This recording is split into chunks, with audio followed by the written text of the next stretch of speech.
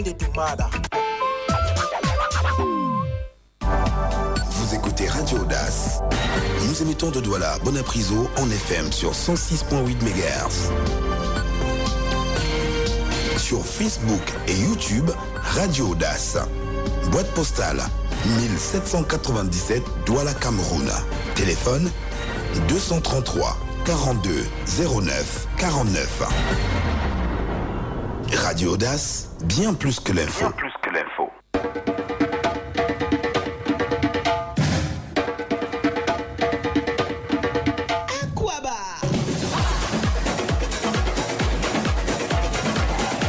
Vivez les moments de Cannes sur la 106.8 Radio Audace à Coeur.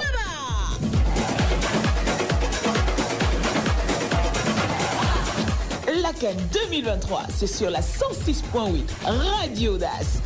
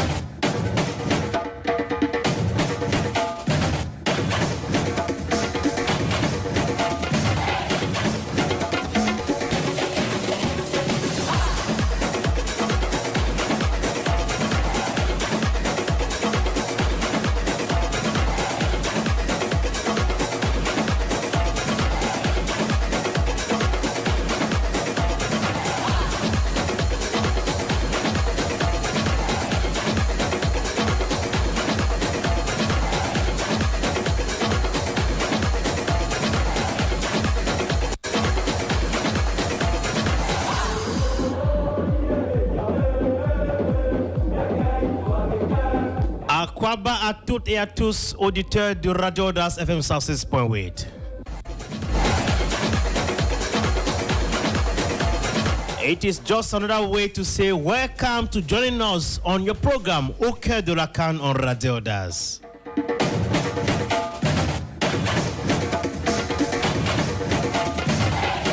The Judgment Day has finally come. That which many have been longing for is finally here, as the semi-final stage of the 2023 AUCUN gets underway tonight as from 6 p.m. Cameroon time, but 5 p.m. in Abidjan.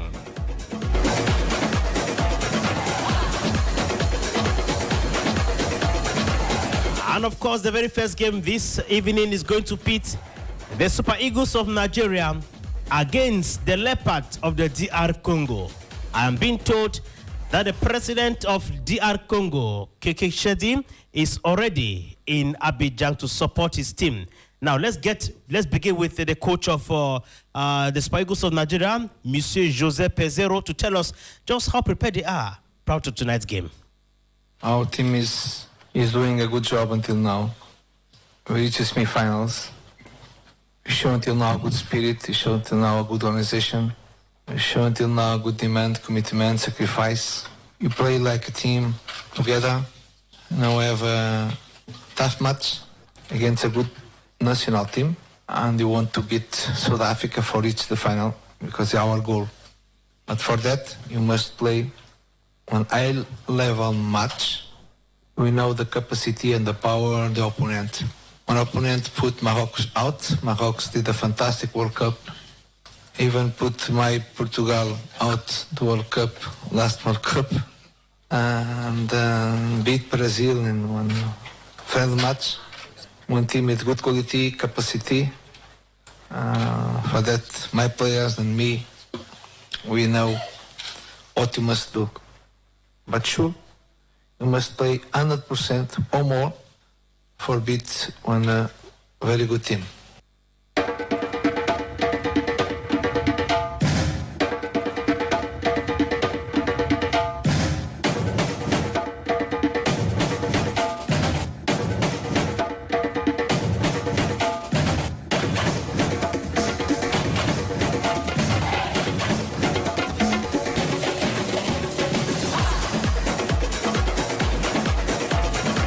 And of course, just to remind you that it is still not clear if at all Victor Osimhen will take part in the game of tonight.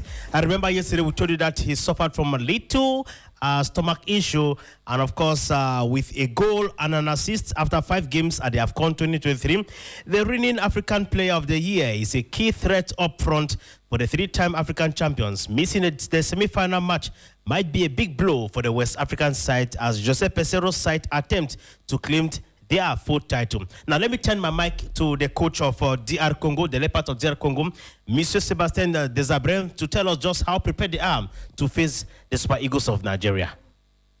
Non, pas forcément. La Côte d'Ivoire a un effectif de qualité. C'est vrai qu'il y aura 4 joueurs suspendus demain, mais je pense qu'ils ont d'autres éléments à faire valoir. C'est, je pense, une de leurs forces, comme la nôtre également, d'avoir vraiment une profondeur de banc qui est très intéressante. Après, sur l'aspect de l'énergie et de la prolongation, on verra. En tout cas, nous, on a bien récupéré. C'est vrai qu'on a eu un jour de récupération en plus que l'adversaire. C'est un des points qui peut peut-être jouer demain, mais ce qui va jouer demain, c'est la qualité du match que nous on va faire, parce qu'on se préoccupe beaucoup plus de nous que de l'adversaire, même si on connaît bien sûr et qu'on a bien travaillé cet adversaire, mais nous, ce qui nous importe, c'est de se regarder nous, de savoir qu'on a encore des points à améliorer et on veut profiter du match de demain pour encore montrer des choses plus intéressantes qu'on a déjà montrées sur les derniers matchs, même si c'était déjà pas mal. C'est vrai qu'on arrive de loin, puisque comme vous l'avez dit, quand je suis arrivé, il y avait eu les 2 premières défaites dans la phase de groupe qualificative. Mais c'est au final, on se rend compte que c'était aussi une force quelque part, parce que les cadres et tout le monde voulait réagir à un moment donné. On ne pouvait pas accepter d'être encore éliminé et pas présent d'une autre CAN, même si le projet initial que j'avais annoncé, c'était d'être performant à la CAN de 2025. Maintenant, on a mis en place des choses avec mon staff, mais surtout les joueurs qui se sont intégrés à 100% dans ce projet-là. Et puis on est monté en puissance au cours de l'année.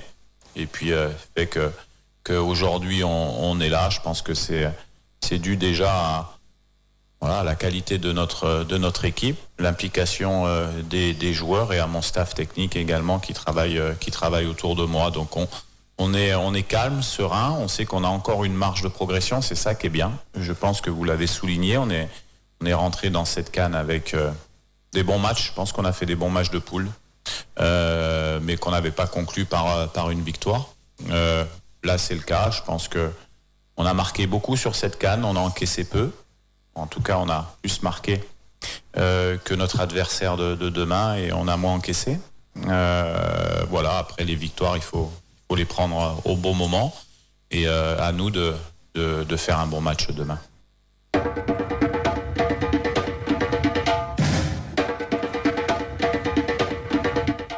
And of course, the hosts are two times from claiming their 3rd African Cup of Nations title. That journey will start this Wednesday with a semi-final clash against another 2-time winner, the Democratic Republic of Congo. For Max Gradel, the incredible moment that saw the team qualify by the skin of their teeth through one of the best 4 third-place match and winning their first 2 knockout games is a scenario they want to continue ahead of the semi-final game. Take a listen to Max Gradel. L'état d'esprit du groupe est super bien. On a pris le temps de savourer la qualification et le jour après, on s'est remis tout de suite dedans et le groupe vit très très bien et on est serein, on est confiant. Et je pense que chaque génération vit son temps et c'est clair que la génération dorée dont vous parlez a écrit son histoire et nous sommes dans la continuité de cette même histoire. Et la génération actuelle aussi est aussi en train d'écrire son histoire. Donc je pense que voilà, c'est la même chose et c'est la même famille. Et je pense qu'il n'y a pas de différence. Et comme je l'ai dit, c'est la même famille, la grande famille des éléphants. Certes, il y a des générations différentes, mais c'est la même histoire. Et je pense que c'est ce qu'il faut retenir. Bonjour, Stéphane Bassalia, Réseau de Sport. Ma question est adressée à Max-Alain Gradel. Et quand on est joueur, comment est-ce qu'on vit les heures qui précèdent des matchs très importants comme celui que vous aviez demain? Déjà, il est important de très vite se remettre la tête à l'endroit parce que on sait que ça va aller très très vite. Et il faut surtout pas se laisser aller dans la joie parce qu'après les matchs, comme je dis, ça va s'enchaîner. Nous, on a pris le temps de savourer, comme je l'ai dit. Et le lendemain, tout de suite, on s'est reconcentré sur l'objectif premier qui était le match qui allait arriver contre la RDC. Donc pour nous, on a l'habitude, on sait très bien que à un match et à un autre, il n'y a pas assez de temps. Et c'est ce qu'il faut faire. Et c'est ce qu'on a fait. Et on s'est préparé. Et on va encore se préparer aujourd'hui et être prêt demain pour faire ce qu'il y a à faire lors de ce match aussi important.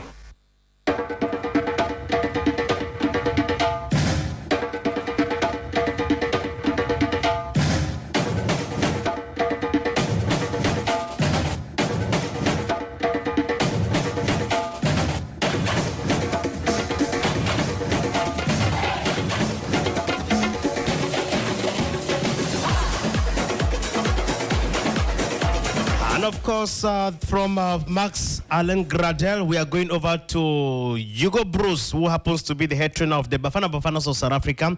He too has his own story to tell. After Cameroon in 2017, where he emerged as champion in the same tournament, he is hoping that his side, the Bafana Bafanas of South Africa, will be able to clinch a title this time around. Of course, he is very confident that his team is well equipped ahead of the journey, ahead of the clash tonight. Take a listen to him.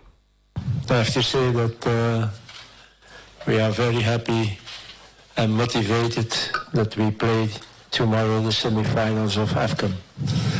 I think for many people it was unexpected, but we did it, and that means that South Africa became a good team. So it's also more than 20 years ago that South Africa played the semi-final. Even more that we play the final. So that means that we got a lot of motivation. The semi-final, we have it already, but that we want to play also next Sunday, the final. We are playing against a very good team tomorrow, number 6 in the ranking, Africa ranking, so that means a lot. All players who play abroad. It's a little bit the same situation than a few weeks ago against Morocco. They're also a very good team, players who are playing in Europe with big teams. So you can compare it, and I think for many people, Nigeria tomorrow will be the favorite to win that game. But as you know, in football, it's not always the favorite to win. And we are confident and motivated to try that it doesn't happen, and that South Africa is again after more than 20 years in the final. A little update about the injured player Tapera Maseko. So he has a muscle injury, grade 3, so the tournament for him is finished, but he stays with us, so he doesn't go to South Africa, and we don't replace him. There is trouble for the problems with visa and the flight, and if we should replace him, this player will arrive on Thursday, or in the worst case maybe Friday. So we don't want to do that, and even we have opportunities to solve that problem in the group. So for that, Tapela will not be replaced, but the tournament for him is finished.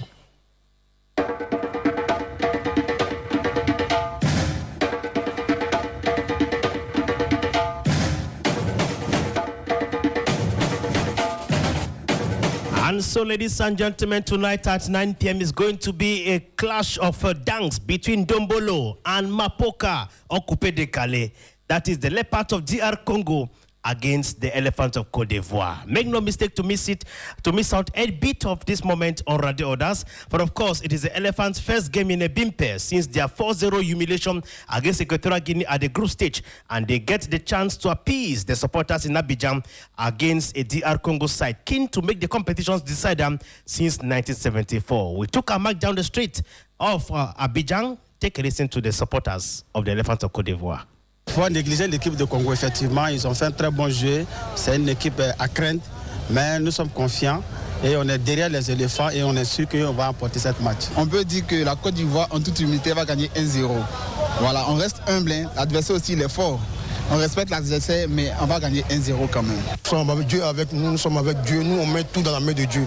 Et je pense qu'avec la foi des Ivoiriens, les prières de nos imams, nos guides spirituels, religieux, chrétiens, musulmans, avec l'ensemble de tous les Ivoiriens, je pense que Dieu fera un miracle.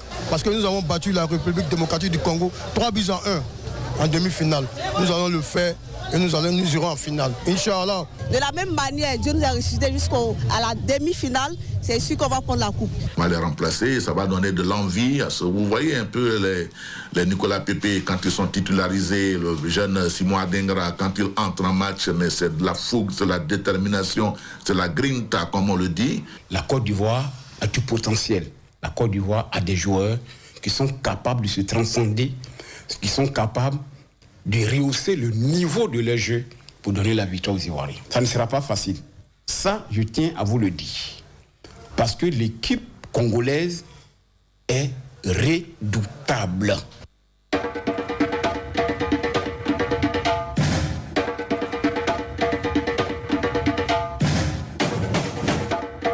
No other team has epitomized the drama-laden of Cup of Nations for more than the host nation. Or I better take it again. No other team has epitomized the drama-laden Cup of Nations more than the host nation, who have sowed that on despite their challenges with injuries and a dispiriting group stage. The Elephants were on the brink of elimination after losing heavily in their final group stage fixture against the Equatorial Guinean side, but faith has been renewed in this side under MSFI's leadership since the ex-Ivory Coast international replaced Jean-Louis Gasset before their knockout fate was determined. Now, in the streets, in a local market in Abidjan, in Yamoussoukro, we are told that jerseys of the Elephants of Côte d'Ivoire have run short in stock.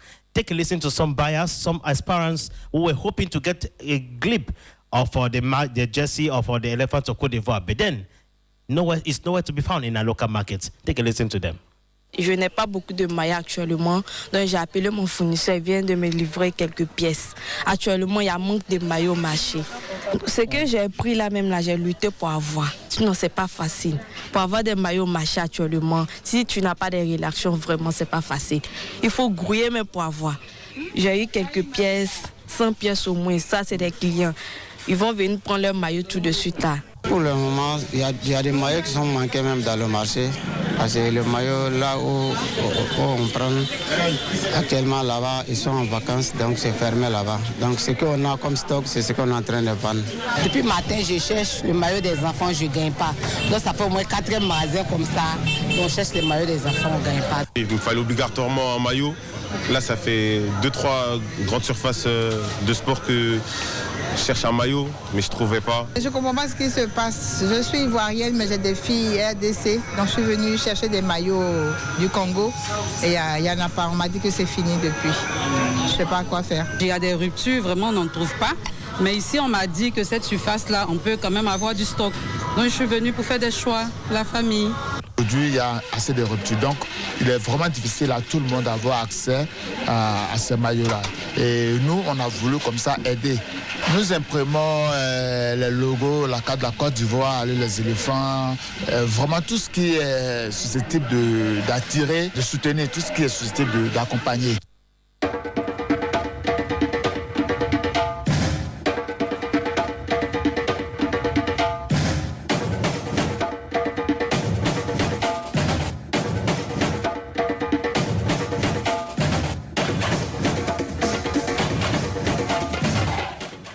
Welcome back, ladies and gentlemen. Perhaps you are joining us. You are live on your program Coeur de la Canne on Radio AUDACE. And of course, I am Henry Wana, the anchor in Douala. Good afternoon, George Rim. Bon après-midi, Henry Wana. Bon après-midi à tous les auditeurs. Bon après-midi à Monsieur le maire. Bon après-midi à quelqu'un qui est à l'écoute. J'ai nommé Monsieur Thomas Eyoum.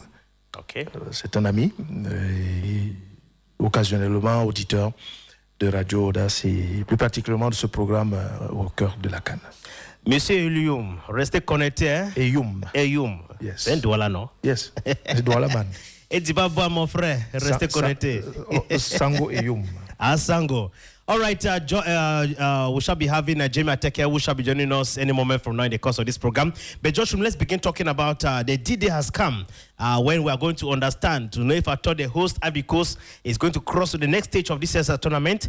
After a good form, they have been able to escape the bullet of elimination in 3 occasions. And of course, they have this opportunity. Let me say good afternoon. Welcome to you, Jamie Ateke. Welcome. Yeah, good afternoon, Wana. Good afternoon to the listeners of Radio AUDACE. Very important. Now, Josh, I was with you before welcoming in Jamie Ateke, saying that we saw the second game is going to pit AUDACE. It's going to be a clash of dunks and tactics, a dunks between Mapoka and Coupé de Calais. But then, aside that, we shall be enjoying rich football between AUDACE and Côte d'Ivoire. But the first game of the day is going to pit the Super Eagles of Nigeria and South Africa. Oui, 2 belles affiches, très alléchantes pour les demi-finales d'une compétition comme celle-là. Vous avez 2 parmi les équipes désignées comme favoris à l'entame de la compétition, le Nigeria et la Côte d'Ivoire, et 2 autres qui sont comme des outsiders, la RDC et la République d'Afrique du Sud. Bien évidemment, des oppositions de style. D'un côté, Nigeria, Afrique du Sud, une équipe nigériane qui mise sur sa solidité défensive et l'organisation défensive que son entraîneur a mise en place.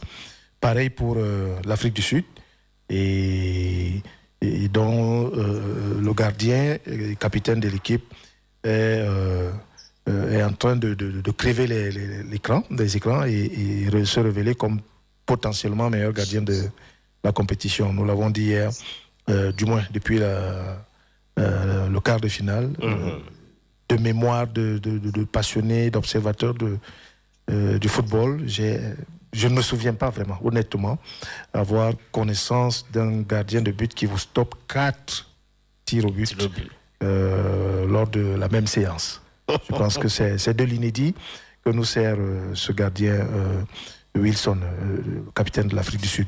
Donc ça, c'est pour ce qui est du duel Nigeria-Afrique du Sud. On peut s'attendre à un jeu légèrement fermé du côté sud-africain.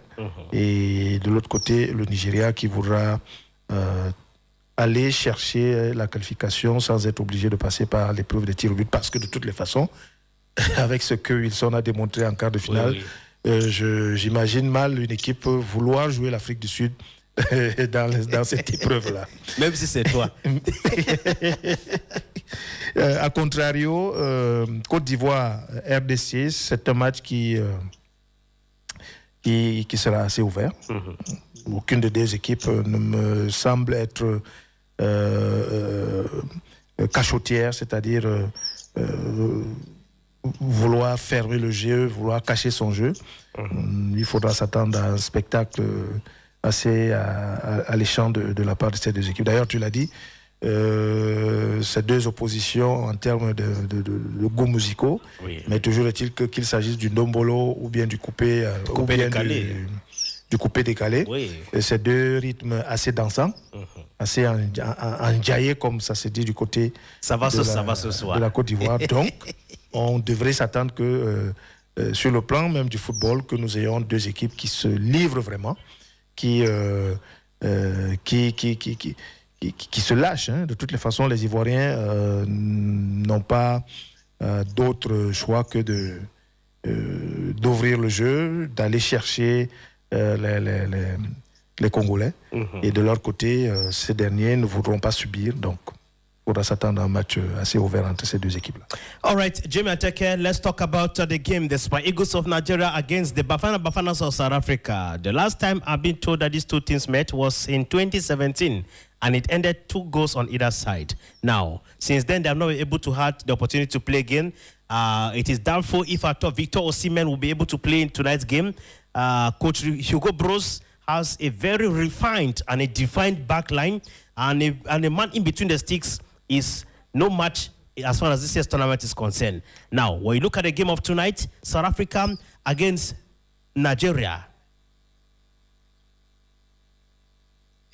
Yeah, it's a game of equals. I would say, though Nigeria has a good history as far as the fixture is concerned. So, but when you look at the present form of the two teams, it's on equal basis. Yes, Nigeria must have scored some close to, I think, 6 goals. Likewise, South Africa too has scored 6 goals. So it's really going to be a game of equals in terms of clean sheets. South Africa has 4, Nigeria has 4. In terms of goals or offensive play, South Africa has 8 direct attacks in their last 4 games, which only Morocco has 9. And then they also have 6 shots from their previous games. Only Egypt and Morocco has 7 and 8 respectively. So likewise, Nigerians too has also that same similar stats going forward or being offensive.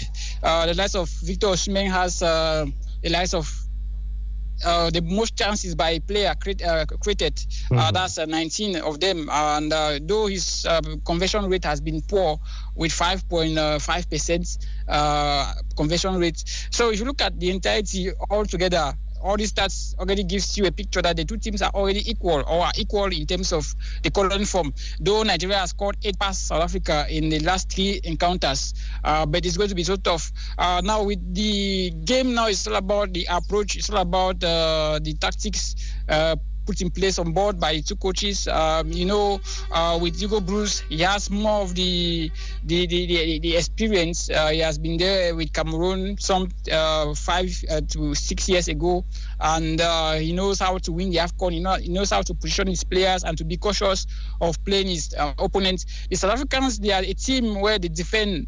combat, like the game against Morocco.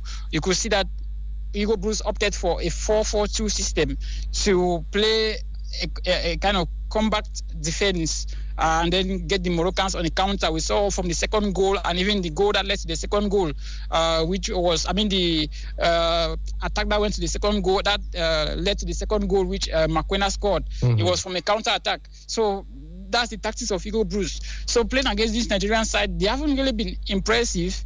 Yes, we saw them against Angola. I think that was their greatest challenge in this AFCON. So far, I'm talking of Nigeria against Angola. We saw that Angola gave the Nigerians a tough run for their money on that particular day, but for that silly error which was made by the Angolan defense, which led to the goal by Lukman. So Osimhen, like I said yesterday, is coming back. He's been in the team for Nigeria because there are reports already saying that he traveled, though he was left out, but he's now training with the Nigerian squad. So he's going to really add an advantage to this South African side. Yes, like I said, he's had 19 shots or 18 shots on goal, but he's only managed to score just 1, which makes him 5% conversion rate. But his work rate in the team as a collective player is really applaudable to the Nigerian team context. Yes, Lukman has seen the show the likes of Iwobi and Simon Moses. Those are players who have still the show to be to have the shining sphere in this Nigerian squad. But you can't take away Victor Osimhen. He plays the role of a team player, a player that is being targeted, but he's not the one doing the damage. It's the other players. So when you target him, the other players now have the room to score. We've seen the moves of Lukman. We saw him against Cameroon. We saw him against Angola. He was making the moves of an attacker. which that was the role which Osimhen ought to be playing, to be in those places where you get the goals for Nigeria. But he is not quite playing that role, leaving Lukman to get into those areas which the attacker has to be and gets the goal. Reasons why he has scored 3 goals so far for Nigeria. So that's the tactics which Pissarro is using, and it's working for him. Reasons why when Nigerians heard that Osimhen will not be part of the team, it was like a big blow. But now there are reports saying that he might play he has a chance to play the game. I think 70 to 80%. So don't take anything again from the Nigerians.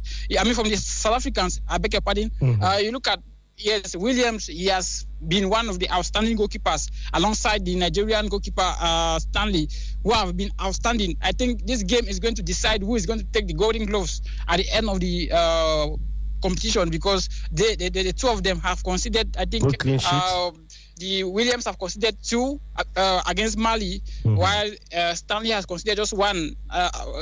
Just 1 goal against Equatorial Guinea. So it gives you a picture that the 2 goalkeepers themselves, they will be the key figures as far as this particular game is concerned, because they'll be eyeing the Golden Gloves award come the finals. And so that's what is in the minds of these 2 goalkeepers.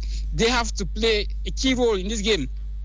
Now you look at the defense wall of South Africa. I think with Makwena at the right back, he's an experienced player. He coordinate. He has a good accuracy in terms of set pieces as well as free kicks. That's a top player which the Nigerians have to watch out for in terms of those areas. Corner kicks, set piece, because he's dangerous, and he's also a good shot taker who can take a shot from a distance. So that's where the South Africans can outsmart the Nigerians.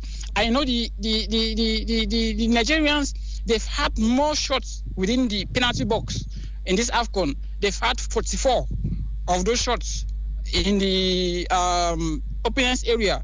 Only Cote d'Ivoire has had more expected with 46. So it gives you a picture that the Nigerians, they don't score out of the box, whereas the South Africans, they score out of the box. That's the great advantage which the South Africans have over Nigerians. So I think it's going to be a tough game for the 2 sides. Like I said, the 2 teams have an equal chance to qualify for the finals based on their current form. They are equals, but Nigeria has that history for always defeating South Africa in every sphere, whether it's AFCON or qualifiers or whatever. They have that trademark, they have that superiority complex, which they have. But I think the game might likely go to penalties. I will see maybe the better side wins. But I don't bet my money for any of them. But I think from look of things, Nigeria, in their last 6 semi-finals, they've only managed to qualify or to win just 1, and that was in 2018, which they went all the way to win the trophy. But since then, they've lost and went on to play the 3rd place. So though they might have played the most semi-final games in the AFCON, but they've won less as compared to what Egypt and Cameroon has achieved or have achieved in those in that particular stage of the competition. But however, I see that I foresee Nigeria actually sailing through as far as this game is concerned today. All right, Jamia, we are not going anywhere. We take a commercial break and we shall continue discussing. Avec MTN Elite, redonnons au football camerounais toute sa grandeur.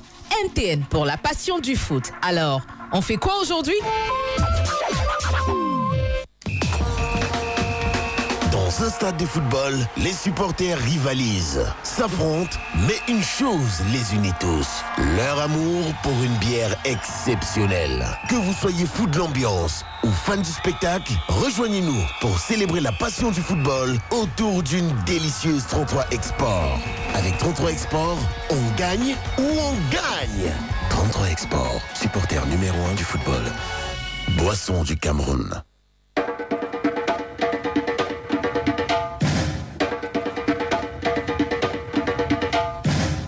Welcome back, ladies and gentlemen. Permit me to take on this little information saying that Nigerian High Commissioner to Pretoria urges compatriots living in South Africa to be watchful of their utterances and to refrain from provocations before, during, and after the semi-final clash between both countries. Games between the Bafana of South Africa and the Super Eagles of Nigeria are usually heated are not only on the football pitch, but also social media and in public spaces in both countries. The game on Wednesday promises to produce fireworks and dexterity, with Nigeria chasing their 4th AFCON title, while South Africa is chasing their 2nd title. George Rim, this is an ambassador calling the compatriot of Nigeria, of South Africa, and Nigeria's resident in South Africa, to be very conscious of what they say on the social media. It tells us that it's not all about football played on the pitch. On the social media and off the pitch, actually is a problem. Oui. Fair play should not end only on the field, but as well it should be practiced even off the pitch. Oui, bien évidemment. Il ne faut pas déplacer le sport de là où il devrait se pratiquer. C'est pas que dans l'aire de jeu, mais c'est bien évidemment partout où les uns et les autres se rassemblent au nom du sport, dans les gradins et même en dehors des stades. Vous avez les fan zones, vous avez et même dans les rues. Il ne faudrait pas que l'enjeu prenne le pas sur le jeu et que les uns et les autres oublient qu'avant tout, ce n'est que du sport, ce n'est que du football, ce n'est que de l'amusement, ce n'est que la fête. Donc le fair play doit prévaloir. Malheureusement, ce que nous constatons de plus en plus, c'est que, et ça, j'interpelle une fois de plus les enjeux. Les enjeux sont tellement énormes, que ce soit sur le plan financier ou même sur le plan purement symbolique, honorifique. C'est chacun qui veut se bomber le torse d'être le champion, le meilleur. Yeah. Et donc, du coup, pour y parvenir, malheureusement, on a souvent droit à certains débordements. Donc, je suis d'avis, je partage entièrement l'avis de ce dernier sur ce que faudrait que le fair play prévale. Peu importe qui gagne, c'est la fête. C'est ça. Après le match, les joueurs sont ceux généralement qui véhiculent ces valeurs-là. Après un match de football, vous les voyez s'embrasser, vous les voyez causer ensemble, ils rient ensemble. Il faudrait que dans les gradins, que ce soit pareil, hors des stades, que ce soit également la même chose. Mais sauf que parfois, on a aussi le sentiment que les premiers même à allumer la mèche, ce sont les joueurs. Oui. Je regardais par exemple ce qui s'est passé à la fin du match Mali. C'était Mali contre Côte d'Ivoire. On n'a pas besoin de telles scènes. Donc quand ça commence comme ça dans les stades, il y a de fortes chances que ça s'embrase également en dehors. Donc les premiers acteurs à être les ambassadeurs de ce fait, les principaux concernés, les joueurs, les encadreurs, c'est eux qui doivent transmettre cela aux autres. All right, Jimmy Ateke, let's talk about the game Côte d'Ivoire, the game Coupé de Calais against Ndombolo. Yeah, they say Lingala. But it's going to be maybe if Gigi Arafat was alive, it was going to be maybe Fally Ipupa versus Gigi Arafat. But however, it's a game of football. These two teams normally they know how to dance, and when they score, they can celebrate by dancing. So it's another big clash. Yes, DR Congo, they have been out from football in terms of performance and being at that level of the African powerhouse for a very long time. And I think 50 years since the last won the AFCON, that was in 1974. So since then, they've been struggling. They've played series of semi-finals in 1998 and 2015, but they have not been able to get into the pinnacle of African football again. But likewise, Côte d'Ivoire, I think they too also... the last time they won was in 2015, Côte d'Ivoire. Yeah, so it's going to be tough. And the last time which they met, the two teams, Côte d'Ivoire and DR Congo, was in 2015 semi-finals, exactly. Which the Ivorians triumphed by 3-1.